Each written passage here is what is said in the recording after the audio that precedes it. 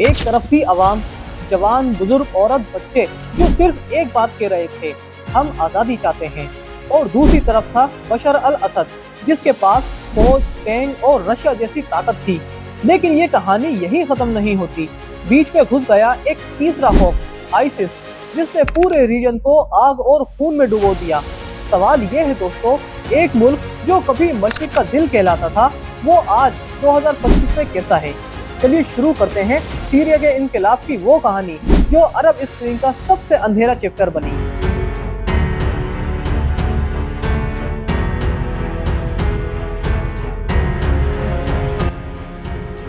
दोस्तों 2011 की शुरुआत में अरब स्प्रिंग ट्यूनीशिया और मिस्र तक पहुंच चुका था। पूरे अरब दुनिया में लोग सरकार के खिलाफ सड़कों पर निकल आए थे। जब मिस्र में हुस्नी मुबारक गिरा और लीबिया में गद्दाफी का खात्मा हुआ, तब सीरिया की आवाम के दिल में भी एक नई उम्मीद जागी। अगर वो अपने डिक्टेटर्स को हिला सकते हैं तो हम क्यों नहीं। सीरिया के शहर दारिया में कुछ स्कूल के बच्चों ने दीवार पर लिख दिया, अशाब अल शहाब युरीद इशक अल निज़ाम। अवाम चाहती है हुकूमत का खात्मा, जो अरब स्प्रिंग का फेमस नारा था। बस फिर क्या था, असद के सिक्योरिटी फोर्स ने उन बच्चों को गिरफ्तार करके तशद्दुद किया। जब उनके घर वाले और अवाम उन्हें छुड़ाने गए तो पुलिस ने उन पर गोलियां चलाई। ये छोटी सी बात सीरिया की सबसे बड़ी बगावत की चिंगारी बन गई। दारिया से शुरू हुआ प्रोटेस्ट जल्द ही दमिश्क, होम, हमा और अलेप्पो तक फैल गया। हर जगह लोग एक ही नारा लगाते थे, हुर्रिया हुर्रिया, आज़ादी आज़ादी। लोग सिर्फ इतना चाहते थे कि उनकी आवाज़ सुनी जाए, करप्शन खत्म हो और लोग आज़ाद की जिंदगी जी सकें। बशर अल असद ने समझा था कि ये प्रोटेस्ट मिस्र या ट्यूनीशिया जैसा छोटा सा मसला है, जिसे फौज और डंडों से दबा दिया जाएगा। लेकिन अवाम ने पीछे हटने से इनकार कर दिया। फौज ने प्रोटेस्टर्स पर गोलियां बरसाई, टैंक्स भेजे और पूरी बस्तियां गिराव में ले ली। ह्यूमन राइट्स ग्रुप के मुताबिक 2011 के आखिर तक ही 5000 से ज्यादा लोग मारे जा चुके थे। जब अवाम ने देखा कि उनके पीसफुल प्रोटेस्ट का जवाब गोली से दिया जा रहा है, तो उन्होंने हथियार उठाना शुरू कर दिया। इसी वक्त एक नए ग्रुप का आगाज हुआ, free Syrian army, FSA. FSA असल में वो सीरियन सोल्जर थे जो असद की फौज छोड़कर अवाम के साथ आ गए थे। एफएसए ने असद की फौज के खिलाफ छोटी छोटी जंगों का आगाज किया। इस वक्त दुनिया के मुल्क सीरिया को देख रहे थे, लेकिन ज्यादातर मुल्कों ने सिर्फ बयानात दिए, कोई बड़ा एक्शन नहीं लिया। अमेरिका और यूरोप ने असद की हुकूमत को कंडेम किया, लेकिन रशिया और ईरान खुलकर असद के सपोर्ट में आ गए। सीरिया के कॉन्फ्लिक्ट अब सिर्फ एक मुल्क की बगावत नहीं रहा था, बल्कि एक इंटरनेशनल क्लैश बोर्ड बनने लगा था। 2012 तक सीरिया एक सिविल वॉर के दौर में दाखिल हो गया था। दमिश्क और अलेप्पो जैसे बड़े शहर अब बैटलफील्ड बन चुके थे। असद की फौज एक तरफ थी, फ्री सीरियन आर्मी दूसरी तरफ, और बीच में मासूम अवाम जो हर रोज बम, गोलियों और तशद्दुद का शिकार बन रही थी। इस साल तक लाखों लोग अपने घर छोड़कर रिफ्यूजी बनने लगे। कुछ तुर्की गए, कुछ लेबनान, कुछ जॉर्डन। दोस्तों 2011 से 12 तक सीरिया की बगावत एक छोटे प्रोटेस्ट से निकलकर पूरे मुल्क की जंग बन गई थी। असद कुर्सी बचाने के लिए हर हद पार कर रहा था और अवाम पहले से ज्यादा गुस्से में थी। लेकिन असली खौफ अभी आना था, क्योंकि इस जंग में जल्दी ही दुनिया का सबसे खतरनाक ग्रुप दाखिल होने वाला था, जो कि आईसिस था। दोस्तों 2012 के आखिर तक सीरिया पूरे मुल्क में जंग का मैदान बन चुका था। दमिश्क और अलेप्पो के शहर अब गोलियों और बम का निशान बन रहे थे। असद की फौज ने अपने कंट्रोल वाले इलाकों पर मजबूती बनाए रखने के लिए हर हद पार कर रखी थी। लेकिन 2013 ने वो मंजर दिखाए जिसने पूरी दुनिया को हिला कर रख दिया। 21 अगस्त 2013 को दमिश्क के पास होटा नाम का इलाका, रात के अंधेरे में असद की फौज ने मिसाइल दागी, लेकिन इस बार बम में था केमिकल गैस। अगले कुछ घंटों में सड़कों पर लाशों के ढेर लग गए। रिपोर्ट्स के मुताबिक 1000 से ज्यादा लोग, जिनमें बच्चे भी शामिल थे, मर गए। वीडियो क्लिप दुनिया भर में वायरल हो गई। मासूम बच्चे जमीन पर तड़पते दिखाई दिए। अमेरिका और यूरोप ने असद पर इल्जाम लगाया कि उसने अपनी ही अवाम पर केमिकल वेपन इस्तेमाल किए हैं। बराक ओबामा ने कहा, असद ने रेड लाइन क्रॉस कर दी है। दुनिया को लगा अब अमेरिका डायरेक्ट मिलिट्री एक्शन करेगा, लेकिन रशिया ने बीच में आकर असद को बचाया। उसने यूएन में वीटो लगाया और डील कराई कि सीरिया अपने केमिकल वेपन्स का स्टॉक डिस्ट्रॉय करेगा। असद की कुर्सी बच गई, लेकिन दुनिया में उसकी इमेज एक बिट्रेयर की तरह बन गई। इस वक्त फ्री सीरियन आर्मी एफएसए, जो अपोजिशन की सबसे बड़ी फोर्स थी, अपने आप को वीक महसूस कर रही थी। फंडिंग और वेपन्स की कमी थी, जबकि असद को रशिया और ईरान का खुला सपोर्ट था। एफएसए के अंदर भी डिवीजन शुरू हो गई, हर ग्रुप अपने लीडर बनाने लगा। और फिर दोस्तों, इसी खला यानी गैप का फायदा उठाकर एक नई कुव्वत सामने आई, ISIS, Islamic State of Iraq and Syria. ये असल में इराक का अल कायदा से जुड़ा एक फैक्शन था, जो इराक की जंग के बाद सीरिया आया। 2013 से 14 तक उन्होंने सीरिया के नॉर्थ और ईस्ट में बड़े शहरों पर कब्जा करना शुरू कर दिया। रक्का को उन्होंने अपना कैपिटल बना दिया और अपनी खिलाफत का ऐलान कर दिया। हर दिन दुनिया भर से हजारों जिहादी सीरिया में घुसने लगे, कोई यूरोप से आए, कोई चेचनिया से, तो कोई अफगानिस्तान से। आईसिस ने अपनी खौफनाक तस्वीर बनाई। बेहाइडिंग, स्लेवरी और बम ब्लास्ट ने सीरिया को और तबाह कर दिया। 2014 के आखिरी तक सीरिया एक नई 3 जंगों का मैदान बन गया।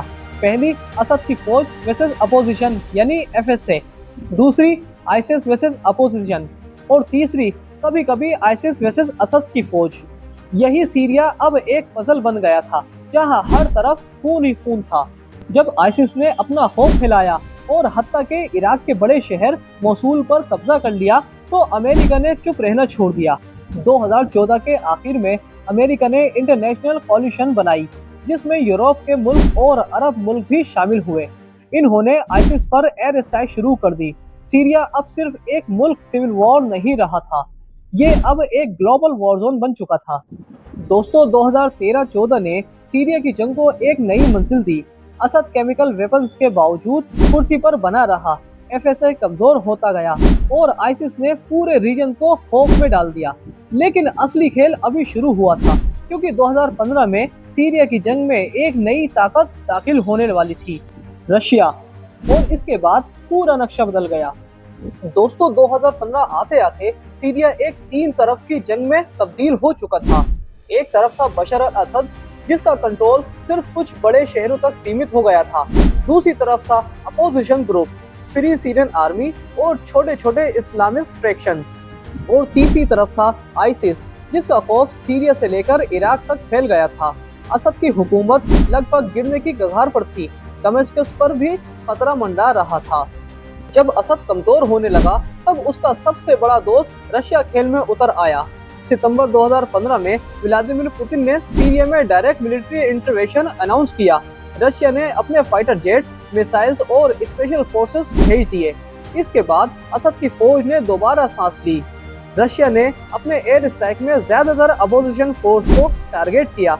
सिर्फ आईसिस को नहीं, इदलिब, होम्स और अलेप्पो जैसे शहरों पर भारी बम्बारमेंट हुई। हजारों लोग मरे और लाखों लोग अपने घर छोड़कर रिफ्यूजी बन गए। लेकिन असद का कंट्रोल धीरे धीरे वापस बढ़ने लगा। 2016 में अलेप्पो की लड़ाई सीरिया की जंग का सबसे बड़ा मोड़ थी। अलेप्पो सीरिया का सेकेंड लार्जेस्ट सिटी था और अपोजिशन का सबसे बड़ा स्ट्रॉन्ग होल्ड। असद की फौज रशिया के एयर स्ट्राइक और ईरान के बैक मिलिशियाज जैसे हिजबुल्लाह वगैरह ने मिलकर अलेप्पो को घेर लिया। महीनों की लड़ाई के बाद दिसंबर 2016 में अलेप्पो वापस असद के कंट्रोल में आ गया। ये असद की सबसे बड़ी जीत थी और अपोजिशन के लिए सबसे बड़ी हार। दोस्तों, इसी वक्त एक और जंग चल रही थी, आईसिस के खिलाफ। अमेरिका की कोलिशन और कुर्दिश फाइटर ने नॉर्थ सीरिया में आईसिस पर भारी हमले किए। 2016 से 17 में कुर्दिश फौज ने रक्का और देरियस इरोज के इलाके में बड़ा कैंपेन शुरू किया। 2017 तक आईसिस अपने स्ट्रॉन्ग होल्ड खो बैठा था। अक्टूबर 2017 में रक्का, जो आईसिस का कैपिटल था, उस पर कुर्दिश लीड फोर्स ने कब्जा कर लिया था। आईसिस की खिलाफत का खात्मा हो चुका था। एक तरफ असद, रशिया और ईरान मजबूत होते गए, दूसरी तरफ अपोजिशन ग्रुप बिखर गए। कुछ तुर्की के अंडर चले गए, कुछ पूरी तरह खत्म हो गए। अमेरिका अपना ज्यादा फोकस आईसिस के खिलाफ ही रखता रहा। असद को गिराने की स्ट्रेटेजी धुंधली हो गई। सीरिया अब ऑफिशियली असद की वापसी का मंजर बन रहा था। लेकिन दोस्तों, इन सब के बीच सीरिया की आवाम सबसे ज्यादा तबाह हुई। लाख से ज्यादा लोग मर चुके थे, करोड़ से ज्यादा लोग रिफ्यूजी बनकर तुर्की, लेबनान और यूरोप चले गए थे। शहर के शहर खाक हो गए, स्कूल और हॉस्पिटल बम्बेड कर दिए गए। दोस्तों 2015 से 17 में सीरिया की जंग का नक्शा बदल दिया। रशिया के दाखिले ने असद को मजबूत बनाया, अलेप्पो दोबारा हुकूमत के हाथ में आया और आईसिस अपने आखिरी दिन गिनने लगा। लेकिन जंग यहीं खत्म नहीं होती। अब अगला दौर शुरू होता है जहां सीरिया एक टुकड़े टुकड़े मुल्क बन गया। इदलिब आखिरी अपोजिशन का गढ़ बचा और कुर्दिश फोर्स ने अपनी एक नई दुनिया बनाई। दोस्तों 2017 के आखिर तक अलेप्पो असद के हाथ में आ चुका था और आईसिस के खिलाफ टूट गया था। लेकिन सीरिया में जंग अभी भी खत्म नहीं हुई थी। मुल्क अब 3 हिस्सों में बढ़ चुका था। असद की हुकूमत दमिश्क, अलेप्पो और वेस्ट सीरिया पर मजबूत हो चुकी थी। कुर्दिश फोर्स जो नॉर्थ और ईस्ट में अमेरिका के सपोर्ट से अपना ऑटोमाउन एडमिनिस्ट्रेशन चला रहे थे। अपोजिशन और जिहादी ग्रुप्स जो इदलिब प्रोविंस में सिमट गए थे और तुर्की उनके पीछे खड़ा था। 2018 में असद ने अपना फोकस इदलिब पर किया। इदलिब अपोजिशन के आखिरी मजबूत इलाके थे जहां एफएसए, अल नुसरा, अल कायदा के साथ मिलने वाले ग्रुप और दूसरे इस्लामिक फैक्शन मौजूद थे। असद और रशिया ने इदलिब पर भारी एयर स्ट्राइक शुरू किए, लेकिन इदलिब डायरेक्ट असद के हाथ में आने से बच गया क्योंकि तुर्की ने बीच में इंटरवेन किया। तुर्की अपने बॉर्डर पर कुर्दिश फोर्स को सबसे बड़ा खतरा समझता था, इसलिए उसने ऑपरेशन ऑलिव ब्रांच 2018 और ऑपरेशन पीस स्प्रिंग 2019 लॉन्च किया, जिसमें तुर्की ने सीरियन कुर्दिश फोर्स पर हमला किया और उनके कुछ इलाके अपने कंट्रोल में ले लिए। तुर्की ने इदलिब के अंदर अपने चेक पॉइंट बनाए और अपोजिशन ग्रुप्स को प्रोटेक्शन दी। यानी सीरिया की जंग अब असद वर्सेस अपोजिशन के साथ साथ तुर्की वर्सेस कुर्द भी बन गए थे। रशिया और असद की फौज ने इदलिब में भारी बम्बार्डमेंट की। हॉस्पिटल, स्कूल और रिफ्यूजीज कैंप तक को निशाना बनाया गया। यूएन के मुताबिक सिर्फ 2019 से 20 में ही 10 लाख से ज्यादा लोग इदलिब से भाग गए थे। ये दुनिया का सबसे बड़ा ह्यूमैनिटेरियन क्राइसिस बन गया था। 2019 में अमेरिका और कुर्दिश फोर्स ने आईसिस के आखिरी स्ट्रॉन्ग होल्ड बैंगहौर्स पर हमला किया। मार्च 2019 में आईसिस का टेरिटोरियल कैलिफेट ऑफिशियली खत्म हो गया। लेकिन दोस्तों आईसिस की पूरी तरह खत्म नहीं हुआ। आज भी उसके स्लीपर सेल्स सीरिया और इराक में अटैक करते रहते हैं। अमेरिका ने अपनी मिलिट्री प्रेजेंस सीरिया में कम करनी शुरू की, लेकिन ऑयल रिच एरियाज में कुर्दिश फोर्स को सपोर्ट देता रहा। रशिया और ईरान ने असद को पूरा सपोर्ट दिया और उसकी कुर्सी मजबूत बनाई। तुर्की ने नॉर्थ सीरिया में अपना बफर जोन बनाया, अपनी फौज और मिलिशियाज तैनात की। यानी सीरिया का नक्शा अब टुकड़े टुकड़े में बढ़ गए थे। असद, तुर्की, बैक रिबेल और छोटे जिहादी ग्रुप्स ये सब अपनी अपनी पावर आजमा रहे थे। दोस्तों इस दौरान आवाम सबसे ज्यादा तबाह हुई। इदलिब और नॉर्थ सीरिया में रिफ्यूजी कैंप बढ़ गए। मिलियंस ऑफ सीरियंस लोगों के पास घर नहीं बचा, खाना नहीं, स्कूल नहीं। सीरिया की इकोनॉमी कोलैप्स कर गई।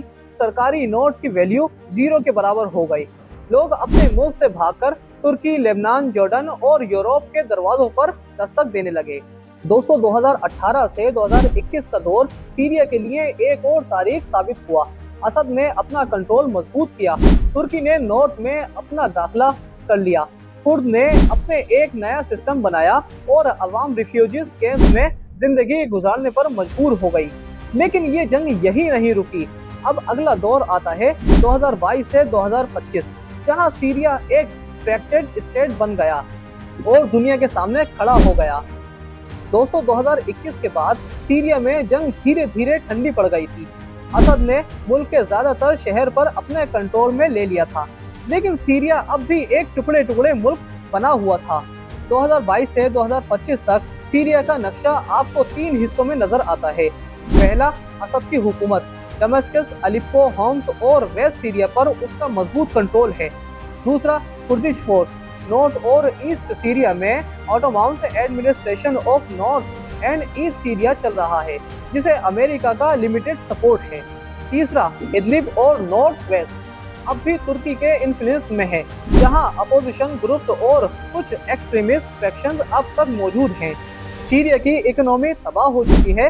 2022 के बाद इन्फ्लेशन इतना बढ़ गया है कि आवाम के लिए रोजी रोटी खरीदना भी मुश्किल हो गया है। सीरियन पाउंड की वैल्यू ऑलमोस्ट कागज के टुकड़े के बराबर हो चुकी है। बिजली, पानी, दवाई सबकी शिद्दत कमी है। असद की हुकूमत रशिया और ईरान के सहारे चल रही है, लेकिन मुल्क खुद कर्ज और गरीबी में डूबा हुआ है। दोस्तों, आज भी 1.3 करोड़ से ज्यादा सीरियन अपने घरों से बाहर रहते हैं, यानी बेघर हैं। 60 लाख से ज्यादा लोग रिफ्यूजी बनकर तुर्की, लेबनान, जॉर्डन और यूरोप में जिंदगी गुजार रहे हैं। यूएन के रिपोर्ट्स के मुताबिक सीरिया दुनिया का सबसे बड़ा रिफ्यूजी क्राइसिस है। बच्चे स्कूल नहीं जा पा रहे हैं, डॉक्टर और हॉस्पिटल्स काफी नहीं बचे। असद अभी भी कुर्सी पर है, लेकिन उसका मुल्क अब खोखला हो चुका है। रशिया की मदद के बिना असद अपना कंट्रोल नहीं बना पाते। 2022 के बाद यूक्रेन वॉर शुरू होने के बाद रशिया का ध्यान बढ़ गया, लेकिन फिर भी वो असद को पॉलिटिकल और मिलिट्री सपोर्ट देता रहा। ईरान भी सीरिया में अपना इन्फ्लुएंस बढ़ाता जा रहा है। ईरान बैक मिलिशियाज अभी भी ग्राउंड पर मौजूद हैं। नॉर्थ सीरिया में अभी भी तुर्की और कुर्दिश फोर्स के दरमियान टेंशन चलती रहती है। तुर्की के अटैक से कुर्दिश एरियाज में लोग मर रहे हैं और अमेरिका उन्हें बचाने की कोशिश करता रहता है। ये कॉन्फ्लिक्ट अभी भी सुलझा नहीं है। दोस्तों, आईसिस की खिलाफत खत्म हो चुकी है, लेकिन वो पूरी तरह खत्म नहीं हुई। 2022 से 25 तक भी सीरिया में आईसिस के स्लीपर सेल्स छोटे मोटे अटैक्स करते रहते हैं। इस वजह से अवाम अभी भी पूरी तरह अमन में नहीं आई। अरब मुल्क जो पहले असद के खिलाफ थे, अब धीरे धीरे उसके साथ वापस रिलेशन बना रहे थे। 2023 में असद को अरब लीग में दोबारा शामिल किया गया, जो उसके लिए बड़ी डिप्लोमेटिक जीत थी। लेकिन अमेरिका और यूरोप अब भी असद पर सैंक्शन लगाए हुए थे। दोस्तों, आज 2025 में सीरिया एक ऐसा मुल्क है जहां जंग तो धीमी हो गई है, लेकिन तबाही का निशान हर जगह है। शहर अब भी खाक में बदले हुए हैं। आवाम गरीबी और बेरोजगारी से जूझ रही है। रिफ्यूजीज अभी तक घर वापस नहीं जा पाए। असद कुर्सी पर तो है, लेकिन उसकी हुकूमत सिर्फ रशिया, ईरान और कुछ अरब मुल्कों के सहारे चल रही है। दोस्तों, 2011 में सीरिया की बगावत एक आवाज थी आजादी के लिए, लेकिन 14 साल बाद 2025 में वो आवाज खून, तबाही और टुकड़े टुकड़े मुल्क में दब गई। अरब स्प्रिंग जहां ट्यूनीशिया और मिस्र में नए दौर की शुरुआत बना, वहीं सीरिया के लिए ये एक एंडलेस नाइटमेयर बन गया। सवाल यही है, क्या सीरिया कभी अपनी पुरानी शान वापस पा पाएगा, या फिर ये मुल्क हमेशा के लिए जंग और सियासत के जाल में फंसा रहेगा? इन सब में आपकी क्या राय है दोस्तों? नीचे कमेंट बॉक्स में जरूर बताएं। और अगर आपने अरब स्प्रिंग की हमारी पुरानी वीडियोस नहीं देखी हैं, तो डिस्क्रिप्शन में मैंने लिंक दे रखा है, आप देख सकते हैं। दोस्तों, अरब स्प्रिंग की ये पूरी कहानी जो हमने पहली स्टोरी यानी ट्यूनीशिया से शुरू की थी, आज सीरिया के रिवॉल्ट पर खत्म होती है।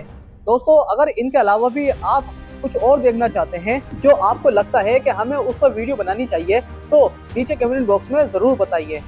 तब तक के लिए मुझे दीजिए इजाजत। मैं आपका दोस्त नवाज खान।